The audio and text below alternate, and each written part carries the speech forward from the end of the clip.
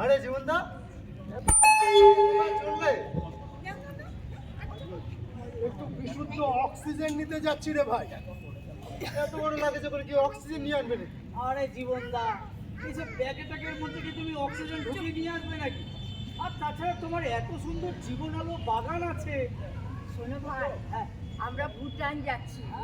সেখানে প্রচুর পরিমাণে অক্সিজেন পাওয়া যায়। দেশের 72% বনাঞ্চল। আচ্ছা সে দেশের রাজা যুগ্মে আইন করে দিয়েছে যে দেশের 60% বনাঞ্চল রাখতে হবে। আর সেখানকার জনসাধারণ তার থেকে অনেক অনেক বেশি বনাঞ্চল করেছে, 72%। ভাবা যায়। আর আমাদের ভারতে মাত্র 24% বনাঞ্চল। জীবনদা এত গাছ লাগানো কি সম্ভব? নিশ্চয়ই সম্ভব। ভুটানে একজন মানুষকে মারার জন্য যে শাস্তি, ঠিক সমপরিমাণ শাস্তি দেওয়া হয় একটি গাছ কাটার জন্য। তোমার বাড়িতে যদি গাছ থাকে, সে গাছ কাটতে হলেও সরকারি আধিকারিকের অনুমতি নিয়ে তারপর গাছ কাটতে হয়। তাছাড়া গাছ কাটার কোনো অনুমতি সেখানে দেওয়া হয় না। হ্যাঁ, আমাদের দেশেও একই ধরনের আইন আছে, কিন্তু আমরা নিজেদের মূর্খতার জন্য সেই আইন প্রয়োগ করছি না। আমরা নিজেদের যথেচ্ছভাবে নিজেদের সম্পদকে ধ্বংস করছি। এভাবে বনভূমি ধীরে ধীরে অবক্ষয়ের দিকে চলে যাচ্ছে, বুঝলে? তাই বড় দুঃখ। দেখো ভাই, হ্যাঁ তোমাদেরকে একটা দায়িত্ব দিয়ে হ্যাঁ, যাচ্ছি। বলুন, বলুন। আমার এই এই জীবন আলুর বাগানটা তোমরা একটু দেখে রাখবে, যাতে কোনো ক্ষতি না হয়। কেমন? হ্যাঁ, আরে বৌদি চিন্তা করবে না, হ্যাঁ। বুঝলা? আমি না জানি এই বাগান তোমাদের সংসার, তোমাদের শান্তি, তোমাদের পরিবার। আরে ঠিক, বৌদি, অত ঠিক। চিন্তা করতে লাগবে না, তুমি আরামসে চলে যাও। আরে আমরা হচ্ছে সমাজসেবক দাদা, তোমার ওই বাগান কেউ কোনো ক্ষতি করতে পারবে না।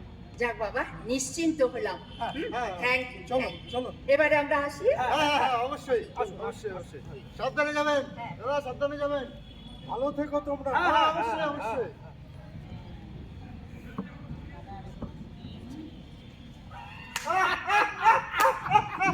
গুরু, হ্যাঁ এই সময় দুই আচ্ছা, পয়সা আচ্ছা। রোজগার করা। ও, আর আমি শুনেছি হ্যাঁ। জীবনদার বাগানের বাপ ঠাকুরদার আমলে হ্যাঁ, বেশ কিছু মেহগনি গাছ আছে, বুঝলা? আচ্ছা আচ্ছা আচ্ছা। বিক্রি করতে পারলে না মোটা কামাই। কিন্তু যদি আমরা ধরা পড়ে যাই? আরে দূর, আমরা হচ্ছে এই পাড়া দাদা। আচ্ছা। জীবনদা কিছু বললে বলবো তোমার 200 বছরের মেহগনি গাছগুলি সুনামি চড়ে উঠে গেছে, ব্যাস। হ্যাঁ, সুনামির ঝড় খালি তোমাদের বাগান বাড়িতেই হয়েছে। কিন্তু আইনের চোখে যদি ধরা পড়ি? আচ্ছা, পারবো তো গাছগুলি বিক্রি করে মোটা কামাই করতে? হ্যাঁ হ্যাঁ, পারবো পারবো। চলো তাহলে তাহলে বৃক্ষ নিধন যজ্ঞে লেগে পড়ি। চলো চলো চলো দেরি করে লাভ নেই। চলো চলো চলো চলো চলো।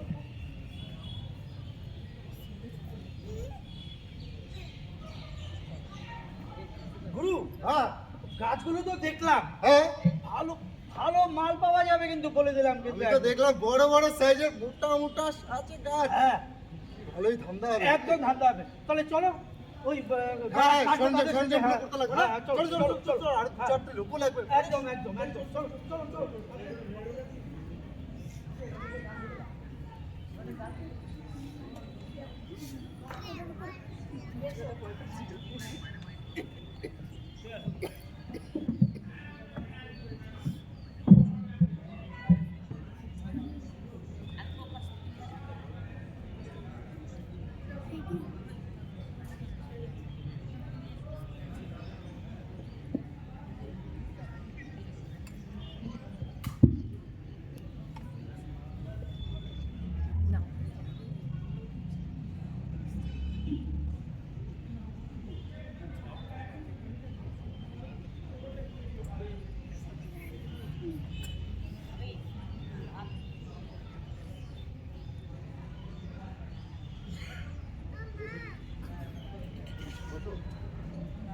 আচ্ছা, এই তো সংবাদের তো সময় হয়ে, তাহলে ভিডিওটা চালাই।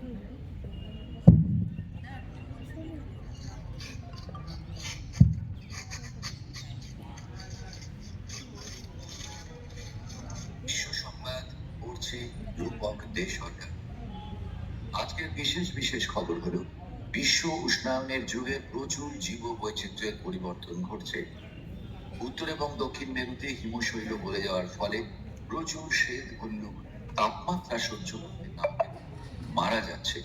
বিজ্ঞানীদের আশঙ্কা, পৃথিবীতে খাদ্য অভাবের ফলে একসময় ডাইনোসর প্রাণী বিলুপ্ত হয়ে যায়। হয়তো পৃথিবীতে যেভাবে বনাঞ্চল ধ্বংস করা হচ্ছে তাতে আগামী দিনে মানুষই হয়তো পৃথিবী থেকে লুপ্ত হয়ে যাবে। উদাহরণস্বরূপ বলা যেতে পারে 2020 সাল থেকে 2023 সাল পর্যন্ত যে পরিমাণ প্রাণী মারা গিয়েছে তার সিংহভাগই মনুষ্যজাত প্রাণী অর্থাৎ মানুষ। আর ঠিক সেই কারণে আমরা যদি বনাঞ্চলকে রক্ষা করতে না পারি তাহলে মানব জাতি আগামী দিনে ধ্বংসের মুখে পড়বে। আজকের মতো বিশেষ সংবাদ এই পর্যন্তই। দেখো, মানুষ এত খবর শোনার পরেও সচেতন হচ্ছে না। আমরা কি করতে পারি বলো তো? হ্যাঁ? আমার তো মনে হয় এক সময় এই পৃথিবী মরুভূমিতে পরিণত হবে। তা যা বলেছো, আমারও সেই ধারণা। মরুভূমিতে পরিণত হলে তো সমস্ত প্রাণী সকল নিশ্চিহ্ন হয়ে যাবে। তাই হ্যাঁ, তা আমার মনে হয় আমাদের ওই বিজ্ঞান মঞ্চ থেকে ওই বৃক্ষরোপণ অভিযান অতি দ্রুত শহরে শহরে, গ্রামে গ্রামে, পাড়ায় পাড়ায় ছড়িয়ে দিতে হবে। ঠিক ঠিক বলেছ।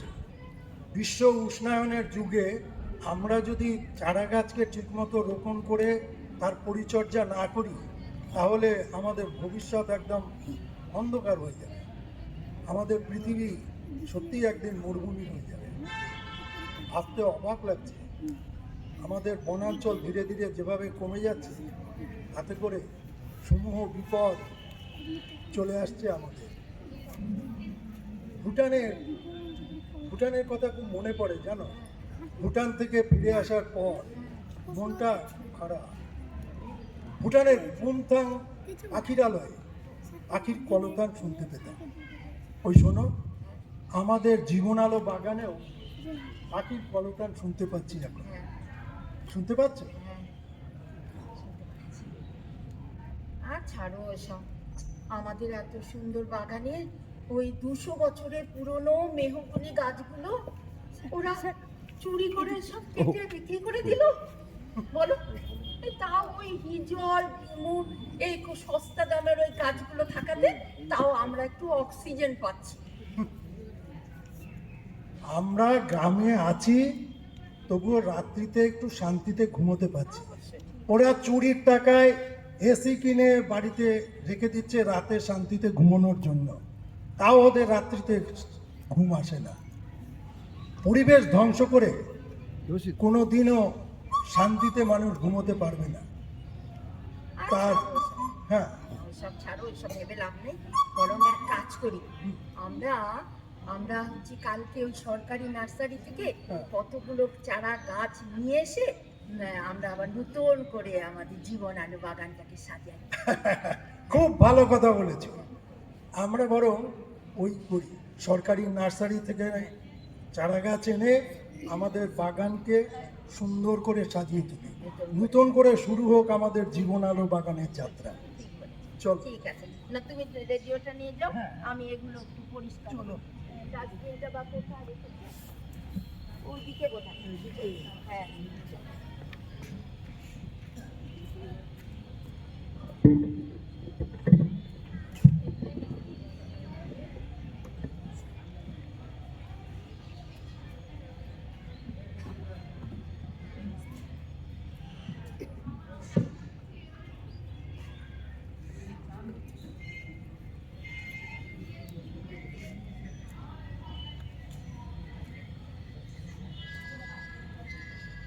জীবনদা, ও জীবনদা, বাড়ি আছো? কে কে ওখানে? মন্টু, আমরা আমাদের ভুল বুঝতে পেরেছি দাদা। এসো এসো।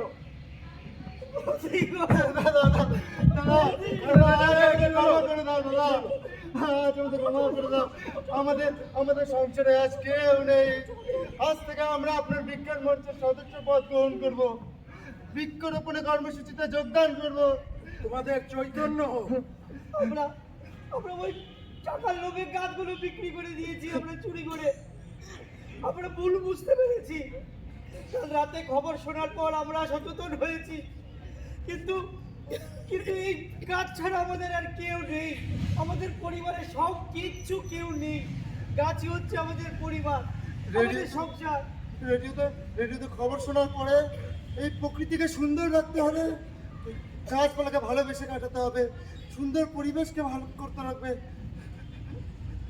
তোমাদেরকে ক্ষমা করে দিতে পারি যদি তোমরা প্রতি বছর 100 করে চারা গাছ লাগাও। হ্যাঁ হ্যাঁ, আমরা শপথ করছি, আমরা গাছ লাগাবো। সেই জন্য তো এই চারা গাছ নিয়ে এসেছি। আচ্ছা আচ্ছা, আজ থেকে আমরা বিজ্ঞান মঞ্চের হয়ে এই বৃক্ষরোপণ করব আমরা। ঠিক আছে, তাহলে এসো সবাই মিলে আমরা বৃক্ষরোপণ কাজে লেগে পড়ি। হ্যাঁ হ্যাঁ হ্যাঁ। শোনো, কবি সুকান্ত বলেছিলেন চলে যেতে হবে, চলে যাব, তবু যতক্ষণ দেহে আছে প্রাণ, প্রাণপণে সরাবো এ পৃথিবীর জঞ্জাল। এ বিশ্বের এ শিশুকে বাসযোগ্য করে যাব আমি, নবজাতকের কাছে এ আমার দৃঢ় অঙ্গীকার। এসো আমরা শপথ নিই, আমরা বনভূমি রক্ষা করব, আমরা আমাদের পরিবেশকে সুন্দর করে সাজিয়ে তুলব। এসো আমরা বৃক্ষরোপণ কর্মসূচিতে যোগদান করি। একদম একদম।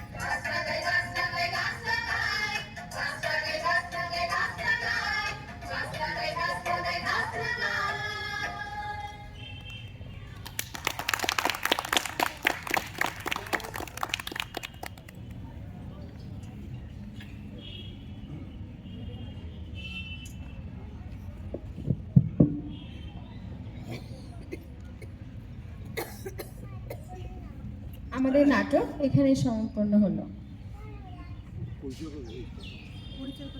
আর আমাদের ভক্তদাকে ডেকে নেওয়া হচ্ছে, যে এই নাটকটার মেইন দাদা, তাকে আমরা মঞ্চে ডেকে নিচ্ছি।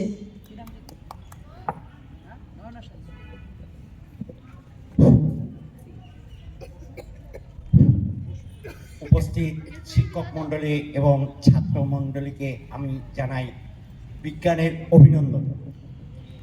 আজ ঝন্টু মন্টু তাদের ভুল বুঝতে পেরেছে, গাছ কাটাটা একটা অপরাধ, এবং যে নিজের ভুলের বিচার নিজেই করছে, সে বিজ্ঞান মঞ্চের সদস্য হয়ে আজকে গাছ লাগাবার একটা অঙ্গীকার স্বীকার করছে। তো যখন মানুষ তার নিজের ভুল স্বীকার করে, সেটা পৃথিবীর সর্বোচ্চ বিচারালয়ের থেকেও প্রধান বিচারালয়ের থেকেও সব থেকে বৃহত্তম বিচার এবং শ্রেষ্ঠ বিচার, যে নিজের ভুল নিজে বুঝতে পারল। আজকে আমরা গাছ সম্পর্কে যদি সচেতন হই, এখানে জীবন আলোর বাগান থেকে বলেছে 100টা গাছ লাগাতে।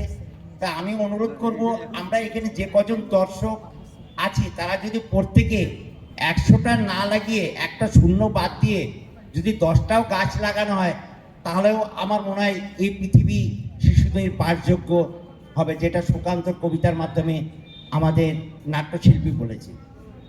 ধন্যবাদ সবাইকে। আগামী দিন বিজ্ঞান মঞ্চ জয় হোক, সেটাই চাই।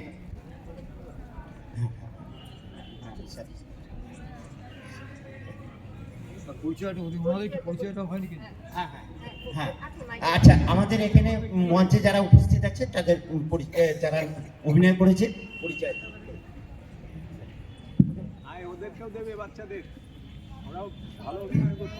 নমস্কার, আমি নারায়ণ মুখার্জি। নমস্কার, আমি অপূর্ব বর্মন। নমস্কার, আমি কৃষ্ণা রায়চৌধুরী। নমস্কার, আমি সুদীপ দেবনাথ।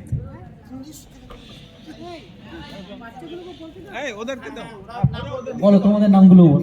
অনু বিশ্বাস, শ্রুতি বৈদ্য, লক্ষ্মী সরকার, সূর্য বাড়ই, শশী পাল, মিঠি বিশ্বাস, মুস্তাক আলী, স্বাগতা রায়সর, আশরাফ হোসেন, সুনন্দা বিশ্বাস।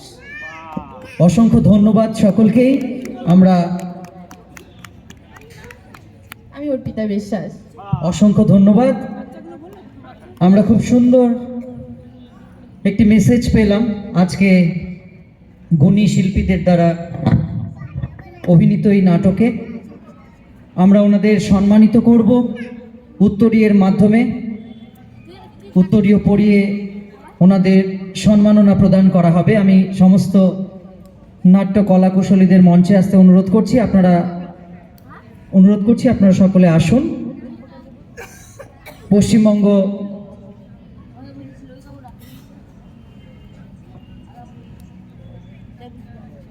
এবং এই নাটকটি যিনি পরিচালনা করেছেন শ্রী দয়াল চাঁদ ভক্ত মহাশয়, ওনাকেও আমি মঞ্চে আসতে অনুরোধ করছি।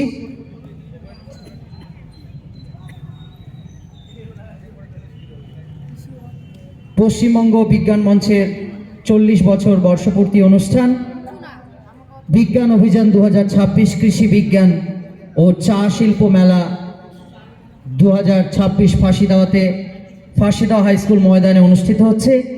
আজ তার দ্বিতীয় দিনে পশ্চিমবঙ্গ বিজ্ঞান মঞ্চ আয়োজিত একটি পরিবেশ বিষয়ক নাটক আমরা আপনাদের সামনে তুলে ধরলাম। এখন সমস্ত কলাকুশলীদের উত্তরীয় এবং মেমেন্টোর মাধ্যমে সম্মাননা প্রদান করা হবে। সম্মাননা প্রদান করতে অনুরোধ করছি পশ্চিমবঙ্গ বিজ্ঞান মঞ্চের কার্যকারী সভাপতি ডক্টর গোপাল দে মহাশয়, সম্পাদক শ্রী দেবর্ষী ভট্টাচার্য মহাশয়,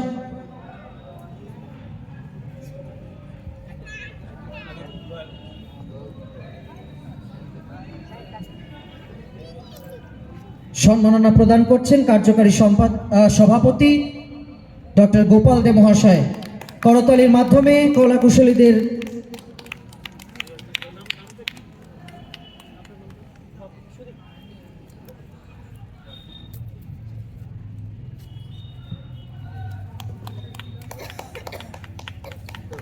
অসাধারণ একটি উপস্থাপনা আমরা আমাদের মাঝে পশ্চিমবঙ্গ বিজ্ঞান মঞ্চের নাট্য কলাকুশলীদের মাধ্যমে দেখলাম।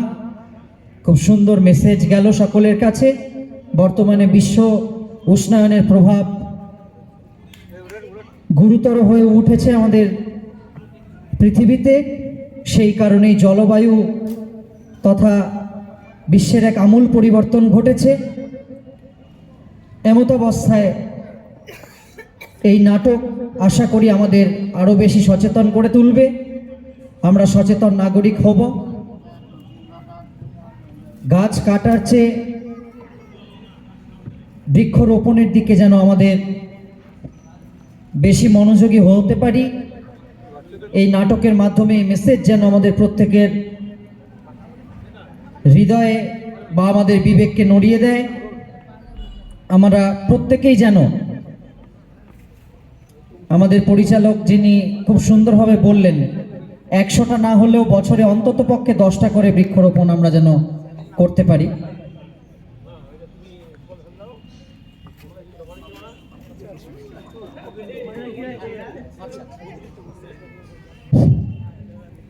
বর্তমানে আমাদের তাপস দাস মহাশয়কে উত্তরীয় পরিয়ে এবং স্মারক দিয়ে সম্মান প্রদান করা হলো। এনার ভূমিকাটা সবথেকে প্রধান ছিল যে গাছ যে কথা বলে সেই ভাষাগুলো উনি প্রস্ফুটিত করেছে কাগজে। তো এই অক্লান্ত পরিশ্রমের জন্য তাপস স্যারকে অজস্র ধন্যবাদ। একটা জোরে হাততালি হোক। গাছও কথা বলে, ভাষা আছে গাছের, সেটা আমাদের বুঝতে হবে, উপলব্ধি করতে হবে। ভাষাগুলো দেখুন, এক একটা গাছের এক একটা ভাষা। এগুলো আমি মিড নাইটে লিখেছিলাম, অনেক গভীর রাতে ভাবনা এলো যে গাছেরও একটা ভাষা আছে। তখন নিম গাছ একরকম ভাষা বলছে, কুলেখাড়া সে বলছে গরিবের ব্লাড ব্যাংক, কুলেখাড়া খেলে গরিবের ব্লাডটা সে পেয়ে যায়, এবং নিম বেগুন খেলে সেই সব। হ্যাঁ, এখন আমাদের নাট্যরঙ্গের যে অ্যাকচুয়ালি আমাদের যে টিম ছিল, নাট্যরঙ্গের সভাপতি আমাদের স্যার কিছু বক্তব্য রাখবেন।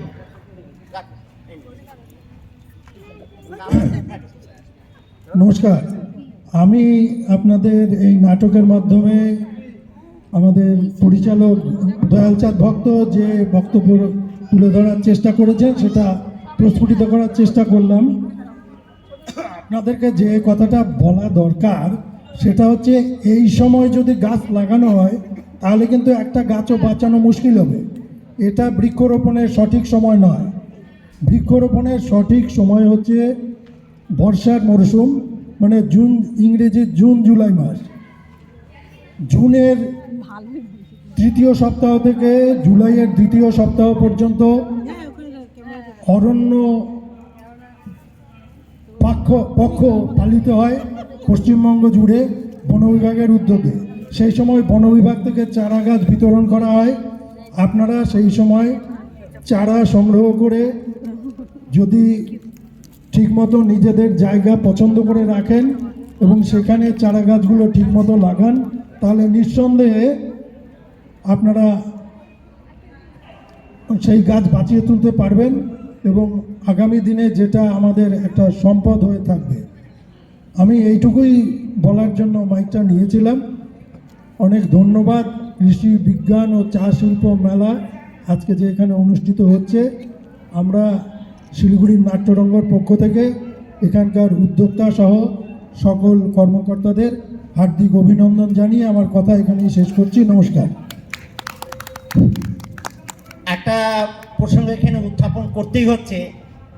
আপনারা নারায়ণ মুখার্জি মহাশয়ের মুখ থেকে যে কথাগুলো শুনতে পেলেন, ইনি হচ্ছেন ফরেস্ট ডিপার্টমেন্টের রিটায়ার হয়ে গেছেন, উনি ফরেস্ট রেঞ্জার অফিসার। তো এখন আমি কিছু তথ্য যেমন স্যারের কাছ থেকে পেয়েছিলাম, আমাদের দেশে যে আইনটা বলবৎ আছে সেটা স্যারের কাছ থেকে আমি এই তথ্যটা পেয়েছিলাম। ভুটানে যে আইন, একটা গাছকে কাটলে তাকে মানুষ মারার থেকেও কঠিন আইন, আর এই তথ্যটা স্যার আমাকে বলেছিল এই আইনটা আমাদের ভারতবর্ষেই আছে। সেই থেকে এই ডায়লগটা আমি এস্টাবলিশ করেছিলাম নাটকে। সবাইকে ধন্যবাদ। ছোট ছোট শিশুরা নাটকে সহযোগিতা করার জন্য তাদেরকেও আমি অজস্র ধন্যবাদ জানাই। অসংখ্য ধন্যবাদ আমাদের নাট্যকলা কৌশলীদের। ওনারা সুন্দর উপস্থাপনার মাধ্যমে আজকে আমাদের এই অনুষ্ঠানকে সমৃদ্ধ করলেন। এবারে আমরা আমাদের পরবর্তী অনুষ্ঠানে চলে